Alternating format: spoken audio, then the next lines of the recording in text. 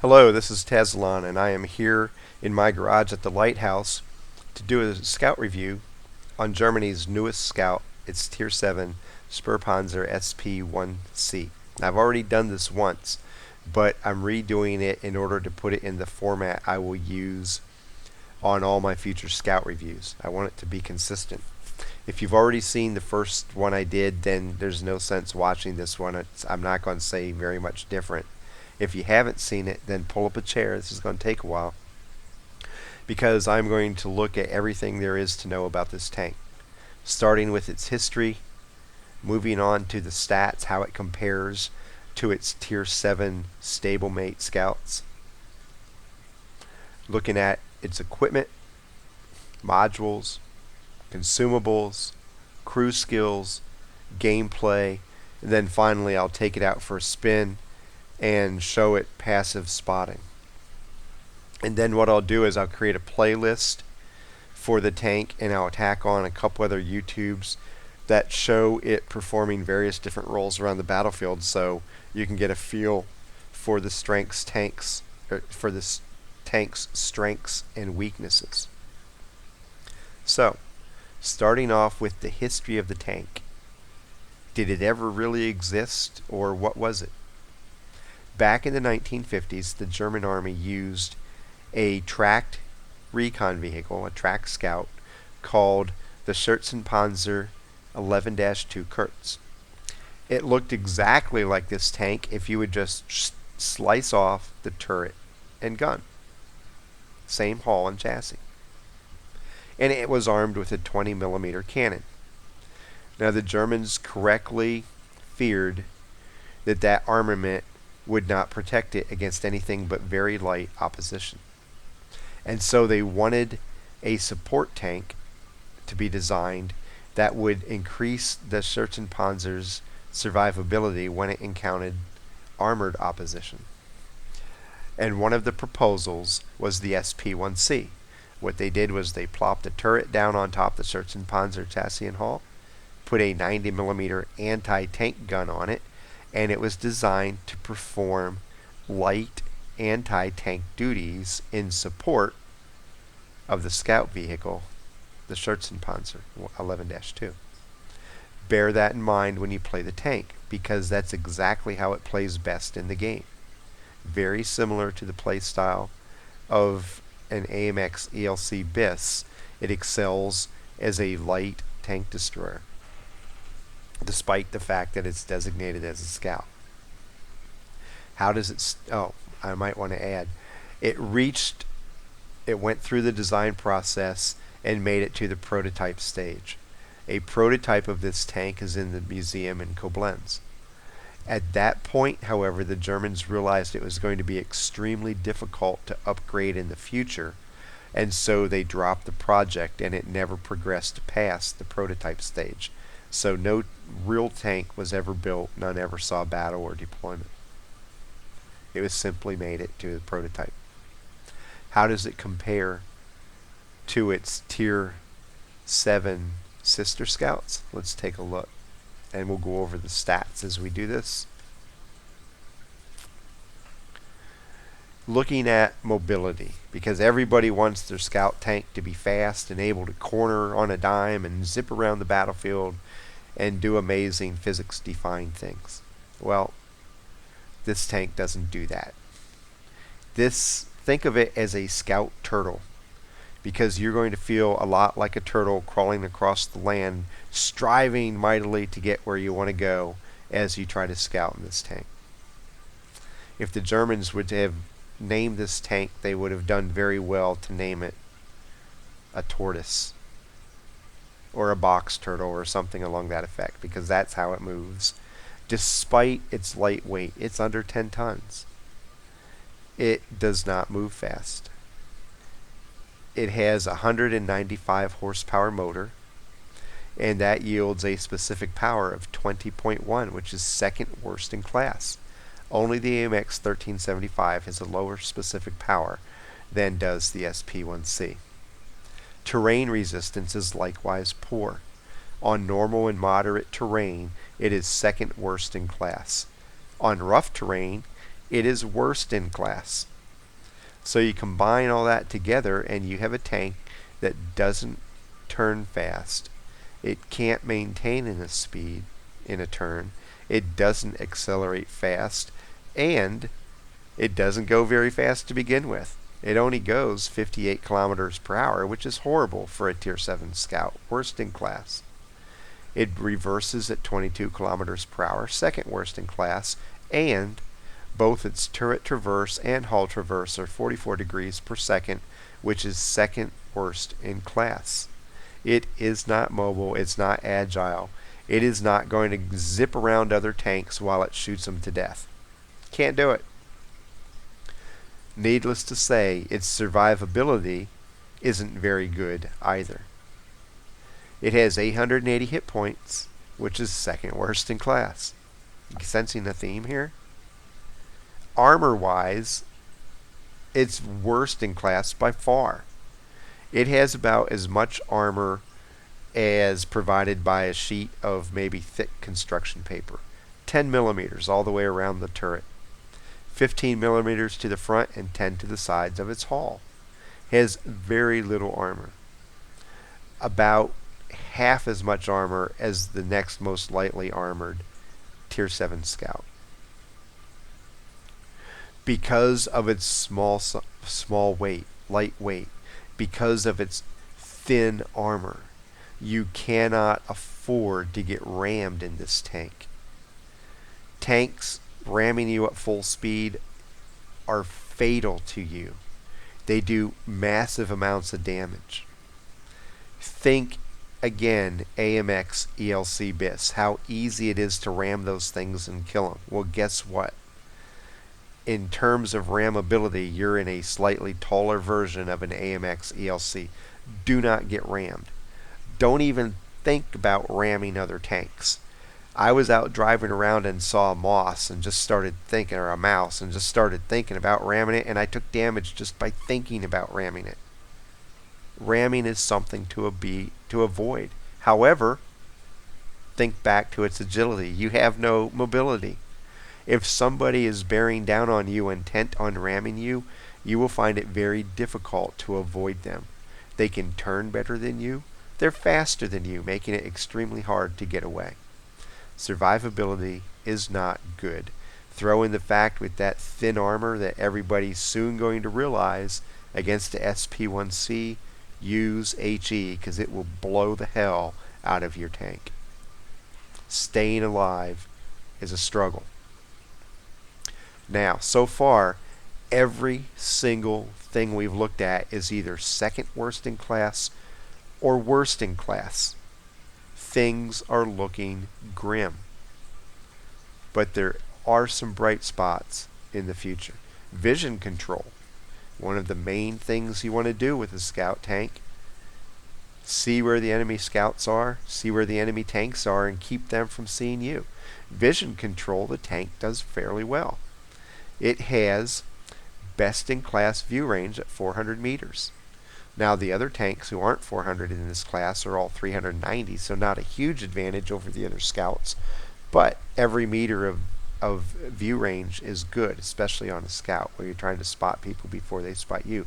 Combine that with second best in class camouflage, and now we're starting to see some of the good sides of the tank.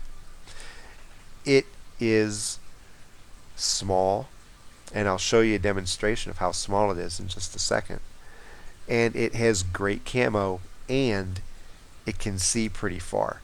So those three things together make it a very good passive spotter. However, there's one problem. That 58 kilometers per hour of speed is a big issue. In order to spot well, you have to get to your spotting location before the enemy gets to theirs if you're in a vision control war. And you aren't going to do that. So on maps like Prokhorovka or Fiery Salient, or as I call it, Prokhory Salient, if you're trying to spot from one of the bushes on the one line, against anything except a SP1C, if the enemy scout decides it's going to do the same thing, it will get there before you, It will spot you as you chug up the hill because you have no ability to climb hills, and you'll be forced to either turn around or die before you spot anything. Same thing on various other maps where you're trying to race to opposing vision control points. The enemy scouts will beat you heck. A lot of times, if a Cromwell wants to go spot, he will beat you there. Same thing holds true in zone of control situations. Think trying to go to the mines on the mines map, or the donut in Karelia, or any of several other locations where opposing scouts are racing to a set location to get there first. You aren't going to do it. You're going to get there last. By the time you get there, the other tanks will be there set up and waiting with guns trained on you for you to come chugging into view. So in situations like that, you have to be extremely judicious as to when you try to reach that bush. Sometimes, many times, the better option is to just realize, hey, I'm going to lose this race. So if I want to be able to contribute to my team very long, I'm just going to not have to start the race. I'm going to find something else to do from the very, very beginning of the fight. So it's definitely a game changer, that lack of speed. If you make it to a bush, you're an awesome passive spotter. The trick, however, frequently is making it to that bush. However, as the battle continues and you start moving around the battlefield, be aware of opportunities just to spot up in a bush and locate tanks for your team, because you can hide in bushes that other tanks can only dream of hiding in. Why is this? Let's look at this compared to some other German scouts. And we'll start with the looks. You all know how small the looks is and bushes it can fit into. Well, check this out. There's how wide the looks is. The SP1C is more narrow than the looks. Look at this again. Width-wise, it's smaller than the looks. Compared to the 2801, the tank you were just in, wow. This makes the 2801 look like an oversized monster. And in some ways it is as a scout. From the side view, here we go. There's the looks. There's the SP1C. It's just marginally taller. The Leopard is taller than it. The 2801 is obviously taller than it because of that bump on the noggin it has. It is a small tank, height-wise and width-wise. Now, it's not as small as the ELC AMX. Look how little that is height-wise. But it's narrower than an ELC AMX. It can fit through tight spaces like no other tank you've ever played as a scout, which gives it some advantages. Think about the Abbey. Over on the east side of the Abbey, that little hole in the wall, this can drive right through it, not even come close to touching the sides. There's all kinds of situations where you can use its small width to your advantage and its small height. And again, in bushes, this can hide in bushes completely concealed that other tanks can only dream of going into.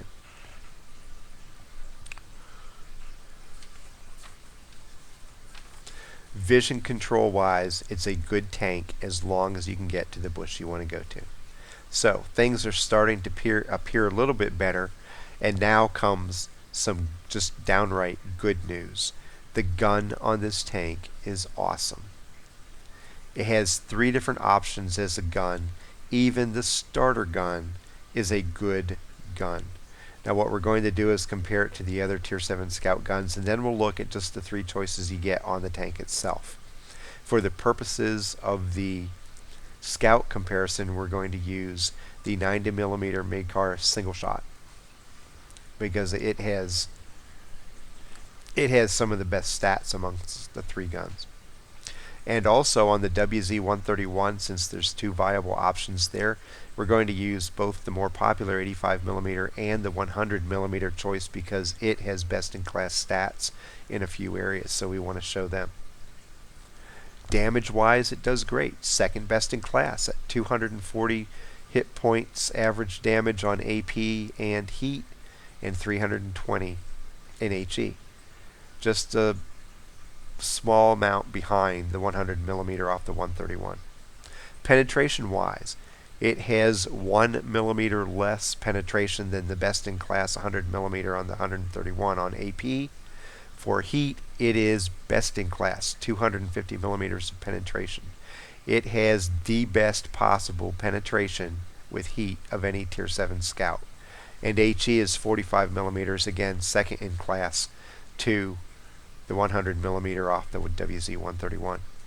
Rate of fire is 7.59 rounds per minute.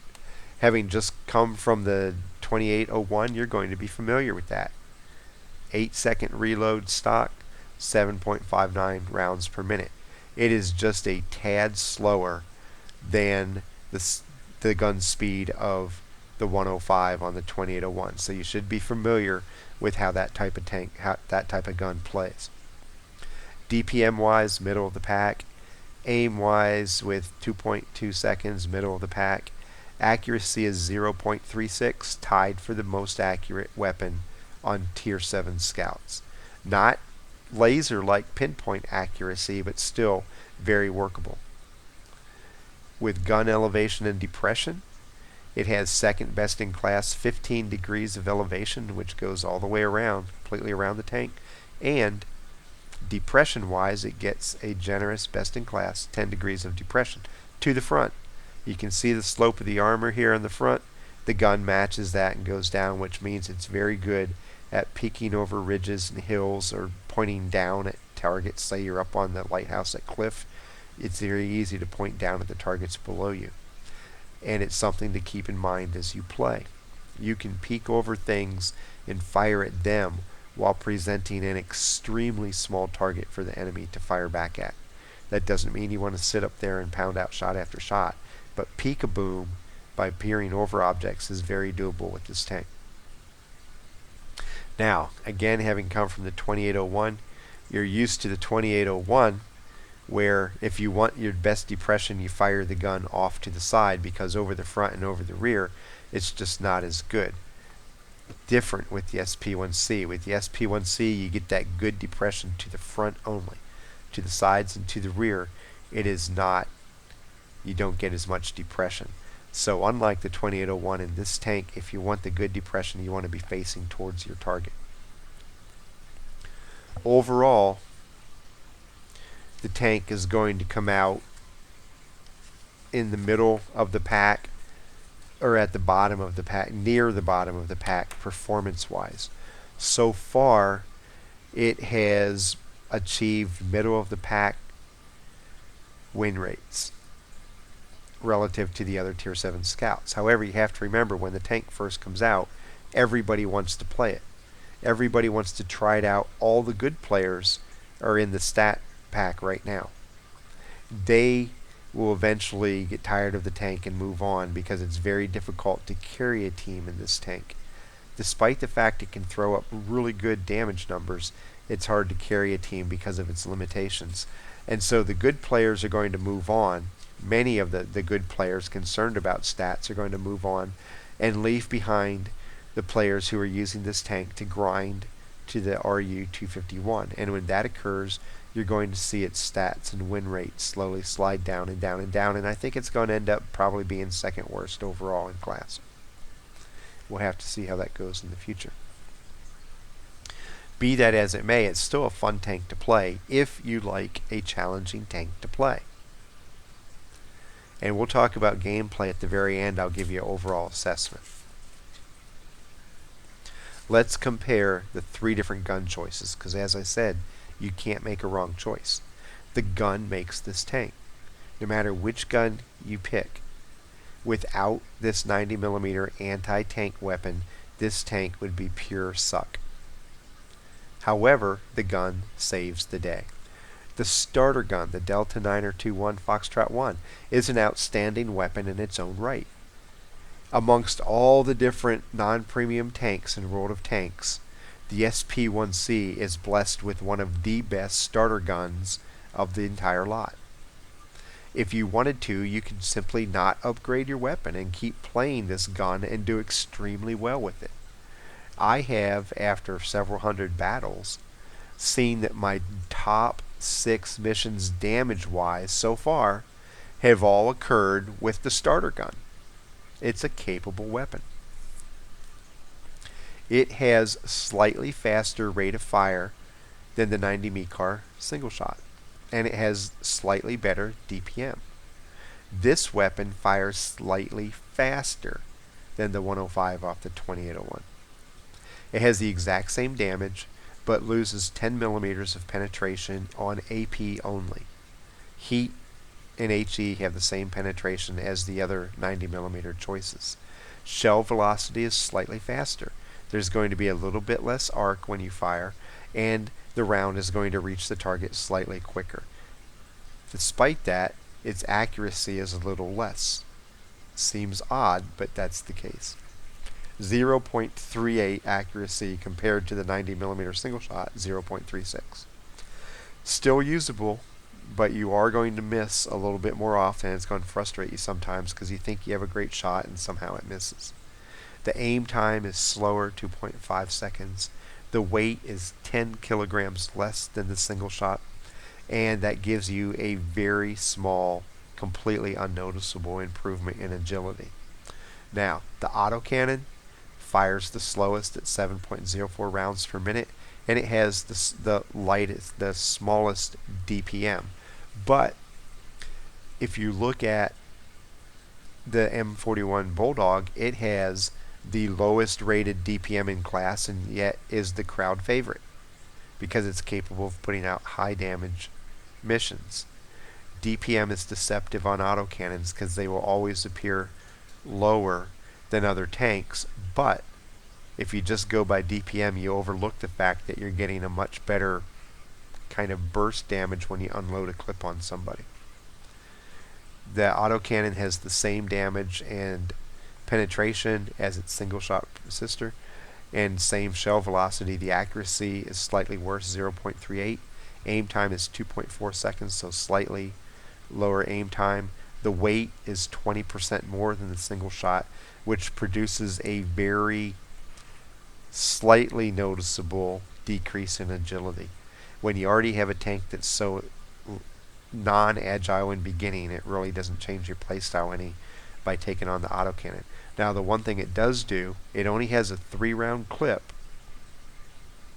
but it gives you the potential to deal out 720 average points of damage over 6 seconds. Unlike the other autocannons with 2-second intra-clip reloads, this has a 3-second intra-clip reload, which kind of it hurts the fact that you're using the autocannon. It makes you think about when you try to pull in on somebody and loiter so that you can unload your whole clip, but it's something that you can adapt to. Which is the best overall gun? You know what? 3 years from now, people are still going to be debating that.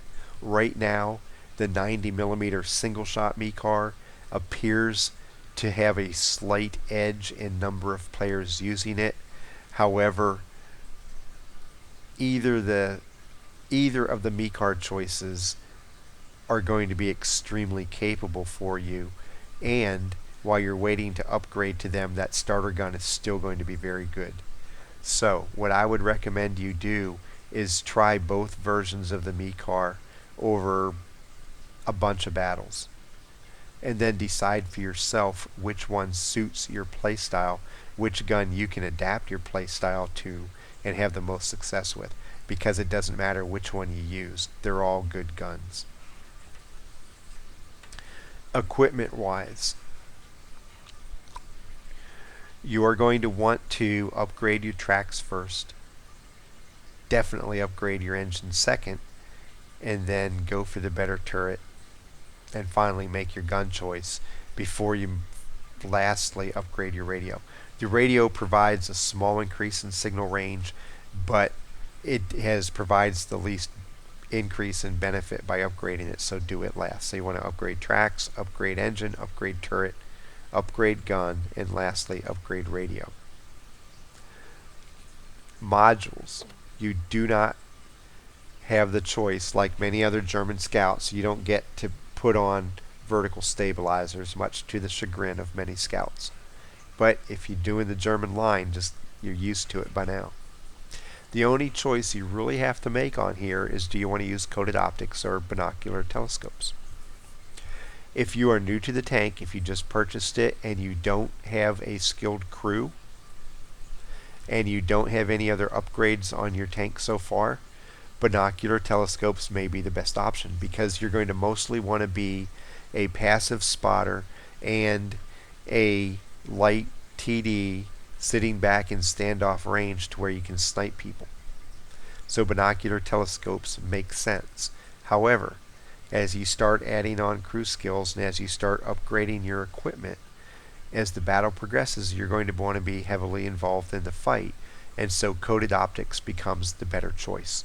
Long term, if you plan on keeping the tank, you're going to want to eventually end up with coated optics on it, and then round out the modules with rammer and improved ventilation class 1. Consumable standard scout loadout. Small or large first aid kit in position 4 so that you can press 4-4 and heal your driver. Small or large repair kit in position 5 so you can press 5-5 and fix your broken tracks. And fire extinguisher or chocolate in position 6. I prefer fire extinguisher, and if you use fire extinguishers, I highly recommend you spend the cash and get automatic fire extinguishers. Make it less costly for you and stock up on them when they have the 50% discount on consumable sales. But if you can afford the automatic fire extinguishers and you use fire extinguishers, use the automatics, because they provide great benefits. 2 different benefits that help you out. Number 1, you get a permanent plus 10% protection to catching on fire. Number 2, if you do catch on fire, the fire damage over time dot will tick 1 time and automatically go out. So you don't have to worry about recognizing that you're on fire and then pressing your manual fire extinguishers. It greatly reduces the amount of damage you take when you catch on fire. If you're going to mount fire extinguishers in position 6, go with the autos if you can at all possibly afford it. Now, do you want to use chocolate or fire extinguishers? Hey, personal choice, totally up to you. I would rather be alive than well fed and dead. I hate burning up by fires. I've tried to use chocolate on a lot of tanks. I end up always going back to fire extinguishers because I don't like burning up. Ammo. I don't have a final recommendation with this. I'm still playing with it. I currently have the 90mm MECAR single shot on board, and I have 23 AP, 15 HE, and 15 heat and 2 HE. The reason I load a lot of heat is because I end up in a lot of tier 10 battles. I end up facing down a lot of tier 10 tanks. Tier 10 tanks with thick armor. And there's a lot of corridor maps, and let's face it, this tank is not agile. There are going to be a lot of situations where you have no choice but to fire at the front of heavily armored tanks because you have not the opportunity and you cannot create the opportunity to get to their flank. Think corridor maps, think city maps, think a lot of places to where you come up against the heavy armored tank and you just don't have the time and the speed and the agility to reach their flank. And so until you can do that, you want to be able to fire at them and at least try to do some damage in return. And so heat comes into play. 250 millimeters of penetration with a well-placed round can damage many, many heavily armored tanks if you hit those front weak spots. So it's good to have some heat on board, just if nothing else for self-defense purposes. Let's look at crew skills now, because it's not enough to have good equipment. You want to have a crew that helps your tank out as well. You only have 3 positions. The commander, who gets to draw on radio operator and loader skills, the gunner, who also gets to draw on loader skills, and the driver, who just gets to drive. Because of the many good skills for the commander, you really only want to borrow situational awareness from the radio operator, and you don't want to take any loader skills with your commander. He has enough good skills already to choose from his own line. The gunner can pull skills from the loader, and again, the driver gets to be the driver. So first round, you want to do all camo. And then when you get 100%, Trade out for 6 cents on your commander and take camo again for the commander's second skill. The gunner takes snapshot second, and the driver, because of those agility issues, takes off-road driving second. Third up is Brothers in Arms. You want the overall bonuses to every crew skill that you have. Now, Brothers in Arms is a perk, so if you can afford it, trade a skill in place of Brothers in Arms, and when it becomes 100%, trade it out for BIA. In fourth position, the commander is going to dip into the radio operator line and take situational awareness, because at that position, that's the best improvement to view range that you can get, and you're going to want to have your view range maxed. The gunner will take designated target. Remember, you're going to be playing a lot as a passive spotter and light tank destroyer, so you're going to want targets lit up for both you and your team for those 2 additional seconds whenever possible. And the driver gets to make a choice. Smooth ride or clutch braking depends on your play style and which you deem more valuable. Some of you are going to want greater accuracy on the move. Some of you are going to still be pissed off with your lack of agility and go for clutch braking to try to improve that a little bit more. Putting it all together, how does the tank play? Challenging is the best answer. It's challenging to play this tank well. If you are good with other scouts, especially if you are good with the AMX CLC, if you are good with the 2801, if you are good with the PZ38NA, you'll be able to rock this tank with just some small adaptations to your playstyle. If you have good situational awareness, you'll be able to play the tank. However, if your SA skills are lacking, if you struggle with other scouts, or maybe you're just an average scout driver, you are going to struggle with this tank. It has the potential to frustrate you so much that you give up on the German scout line and you switch to another line. Or leave scouting altogether. It can be an extremely unforgiving tank to play. It has the speed to get you somewhere eventually. It does not have the speed to get you back out.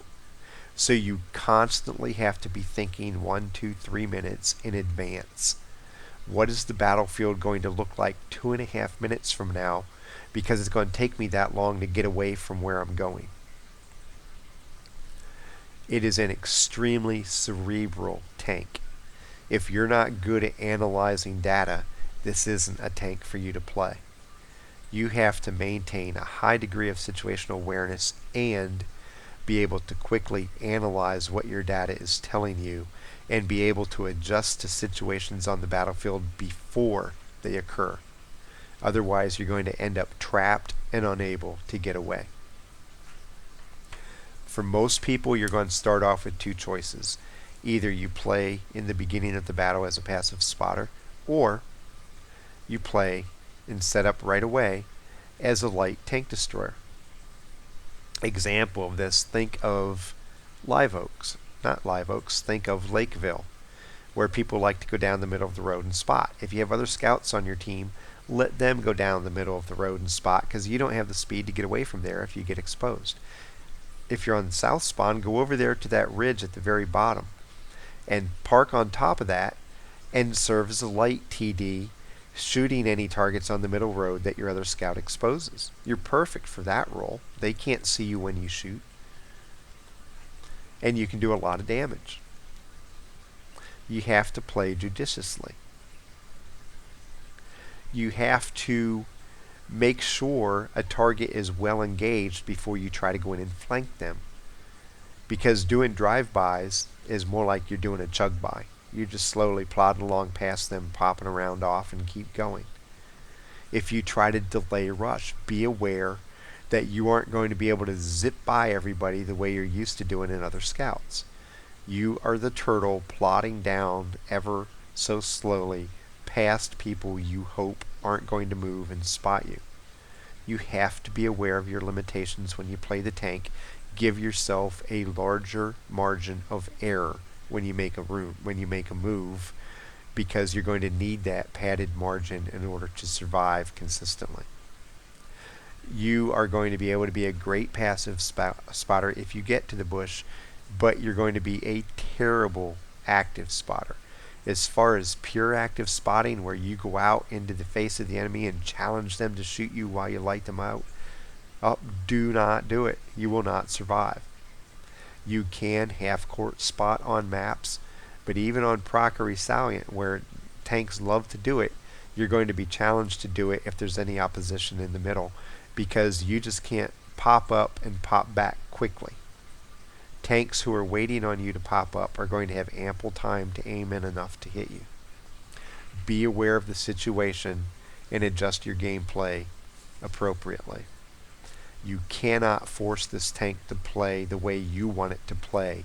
It demands that you play it the way it needs to be played, or else you will suffer failure after failure. Later on in the game, as you start doing other scout roles, remember you can hide in other bushes, that other scouts can't. So whenever you get a chance to pull up and passive spot for your team, do it. At the same time, be aware that your gun and your camo rating allow you to fire in many passive situations that other scouts would be exposed. When you go to that bush in, I believe, D7 in Redshire, a lot of tanks get exposed if they fire up there. Think Encounter, where enemy tanks love to go up to the cap circle right away, and you're sitting in that D7 bush. Normally, if you fire at tanks up there, you get exposed. Many times with this tank, you don't. You can fire and remain completely hidden. It's great. You get to pick off tanks up there, and they never see where you're shooting from. So experiment with it. Learn its capabilities and limitations, and then adapt your play style to it, or you're going to be extremely disappointed and frustrated. You have to play completely based on the limitations of the tank. It has pretty good firepower. If you have an autocannon and you go arty hunting, it may take a couple shots to unload on an artillery and kill it, but you'll do it fairly quickly. Now remember, the autoloader has a 16 to 20 second reload, so you're going to have down periods.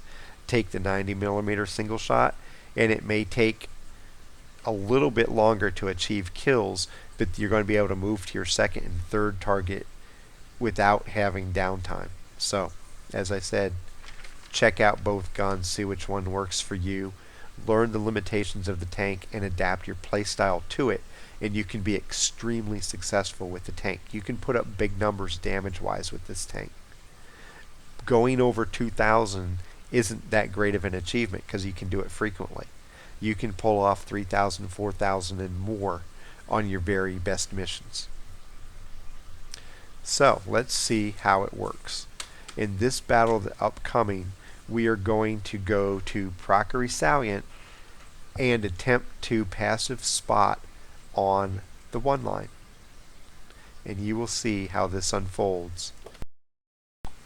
Hello, this is Tazlon, and I am in the new Tier 7 German Scout, the SP1C, here in Prockery Salient to show off this tank working in the role of a passive spotter.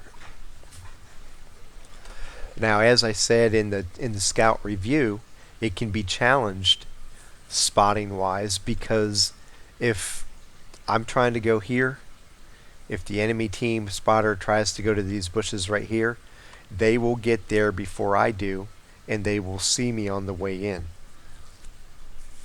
So I have to be aware of that and are ready to abort my mission in case their scouts try to do the same thing I do. I'm slower than them, and I won't get there first. There's 1 artillery apiece and 2 scouts apiece. Other than that, pretty evenly matched teams all the way down the line there. We have 1 less medium and we have 1 more TD. So off we go.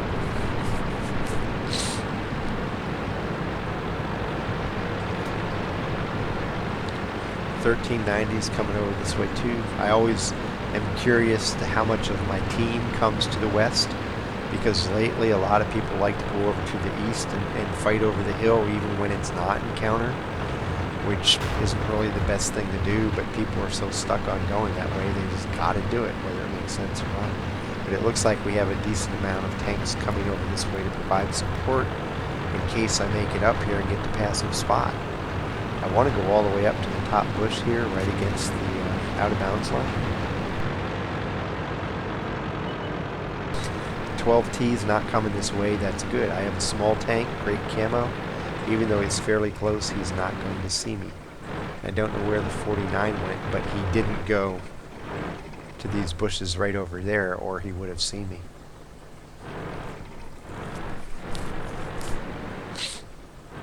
So I am up here and set up, and now I just need to wait for enemy tanks to pull into position.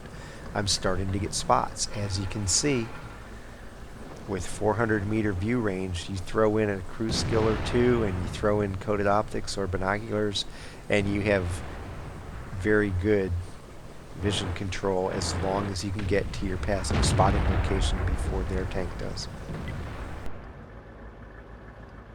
Now 1390 gets exposed right away by the T-54 moving up in the middle like that. He's trying to get away and doesn't make it. T-54 and the enemy team starting to take a lot of damage for his effort. Don't know if that was worth it to him or not, because now he's heavily damaged and he probably won't survive very long. So now I just sit and wait.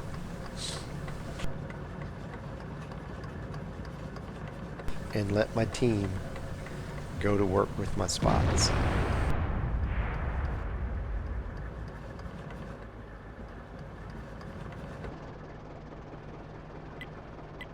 If anybody suspects that I'm up here, they're showing no indication of it. T-54 is starting to go north more. I'm hoping he dies before he gets so far he can see me, and he does. Perfect. Time for everybody to start shifting fire to the south and see how much more damage they can do.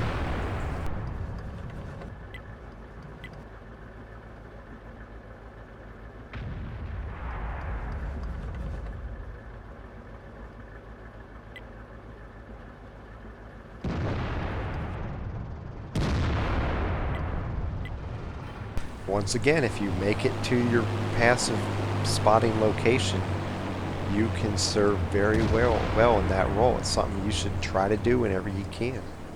Because it can fit into small bushes, in this case I don't have to worry about it. Compared to this tank, this bush is huge.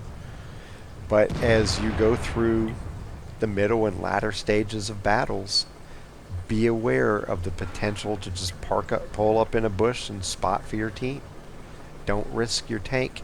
Let your teammate get the damage and the glory if you have a bush you can pull up to and spot for them. The goal is to go after victories. And if you can passive spot for your team, you're doing a lot to help ensure that your team wins.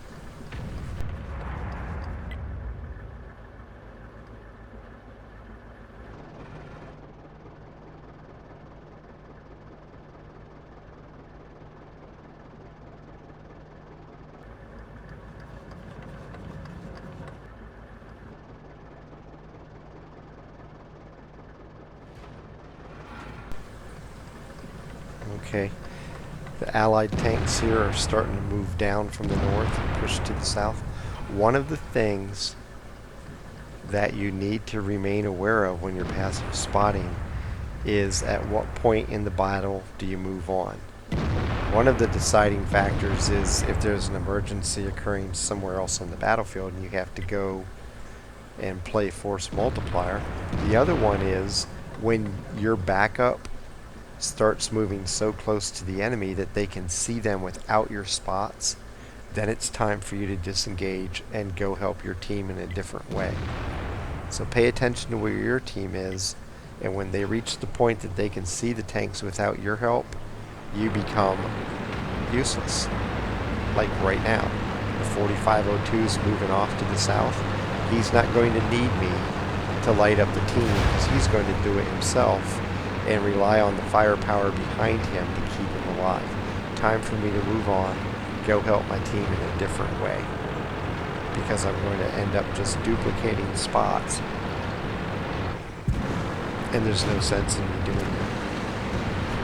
Now I'm looking right now at that T-49 going on the low, and I'm thinking, man, he can tear that low up. I need to go over and help out.